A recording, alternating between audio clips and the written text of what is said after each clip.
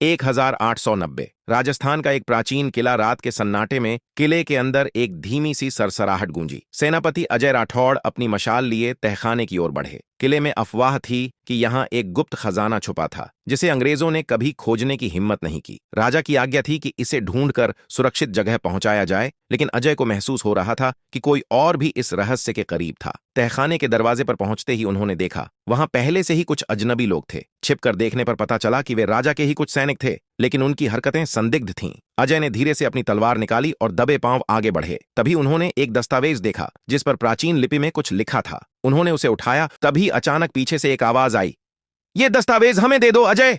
अजय ने मुड़कर देखा। कुमार रणधीर, राजा का खास सलाहकार, तलवार ताने खड़ा था। "तो तुम ही हो जो खजाने का रहस्य चुराना चाहते थे?" अजय ने गुस्से से कहा। रणधीर हंसा। "राजा को इस खजाने की जरूरत नहीं, लेकिन मुझे है। यह सिर्फ सोना चांदी नहीं, बल्कि एक गुप्त सत्ता की चाबी है।" अचानक एक तेज हवा चली और मशाल बुझ गई।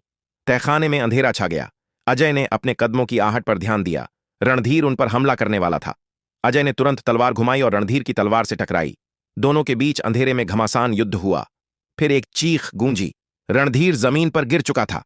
अजय ने मशाल फिर से जलाकर देखा। रणधीर मूर्छित पड़ा था और पास ही एक गुप्त दरवाजा खुला था। उन्होंने दस्तावेज को गौर से पढ़ा और दीवार पर बनी आकृतियों को समझने की कोशिश की।